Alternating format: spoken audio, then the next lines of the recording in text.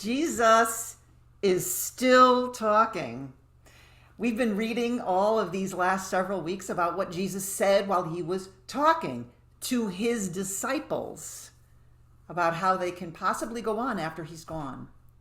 And Jesus is still talking to his disciples. Last Sunday, he told them a parable about their need to pray always and not to lose heart, especially when fighting for justice, like the persistent widow.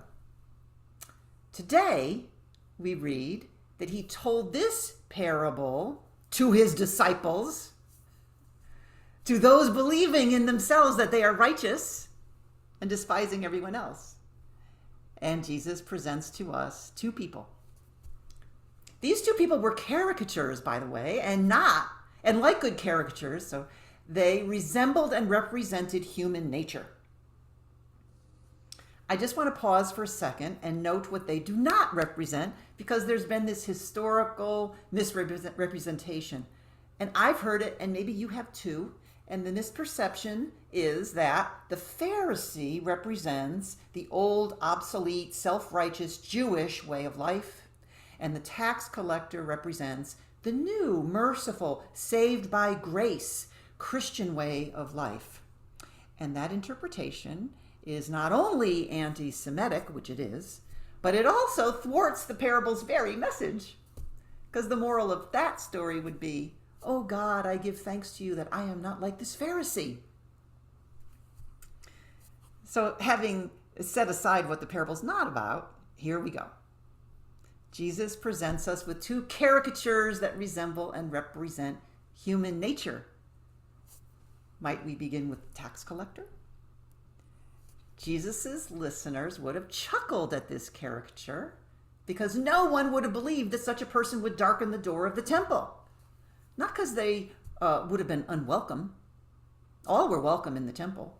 All. The temple was a place of welcome for everyone. But rather, the reason they wouldn't have believed it is because the disciples would have perceived the tax collector as too enmeshed to untangle himself, too far beyond any human's ability to change. Why?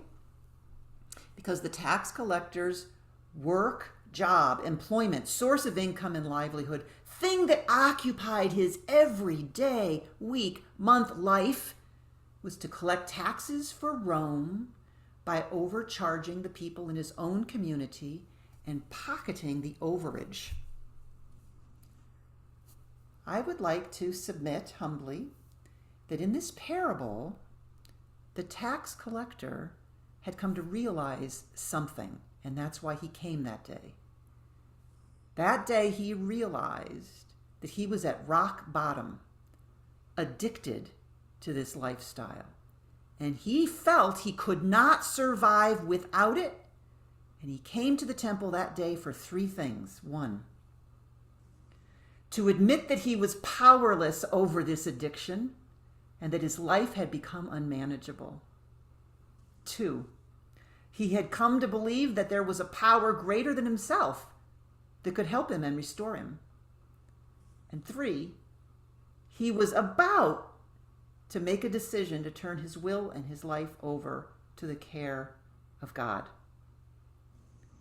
I bet many, if not all of you, recognize that as the first three steps of AA. So that's my take on the tax collector and why he was in the temple that day. I also want to say that I don't think that he represents alcoholics. I think he represents all of us because all of us are addicted. Some of you remember that we talked about this book, Breathing Underwater by Richard Rohr, 4 or 5 years ago. And Richard Rohr makes that point. All of us are addicted. All right, the Pharisee. The caricature of the Pharisee would have also made people chuckle because no one fasted 2 times a week. The requirement was once a year. Also, there is no text anywhere that requires that everything be tithed. Pharisees tithed 1/10 of only certain things. Everyone did. One wonders what the Pharisee was overcompensating for. But his sin was not overcompensating. His sin was regarding others with contempt. Oy, another human trait I cannot deny. Who among us can say they have never uttered or thought some version of, well, I might not be the best person in the world, but at least I'm not as bad as, fill in the blank. And there is God in the temple, answering the prayer of both people. To the Pharisee, God says, I see all that you do that is good and righteous. I do. And I say that to you because it's important to you. And because I love you so much, I will make all that righteousness even better by ascribing a portion of it, a tithe, a tax, if you will, to this tax collector who needs it so much this day. With this tithe of righteousness paid unknowingly, the Pharisee goes home justified.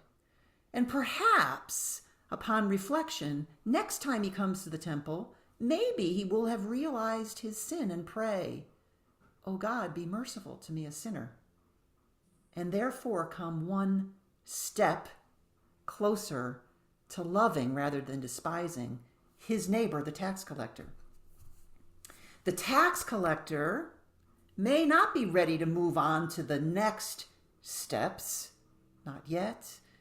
The text doesn't say that he's ready yet, but with the help of God, and dare I say with the unknown tithe from the Pharisee, also, he goes home justified and one step more ready to make that next step. And perhaps one day he will come to the temple, exalting himself above others who are at rock bottom, just like he once was. And there he'll be, praying side by side with his neighbor yet again.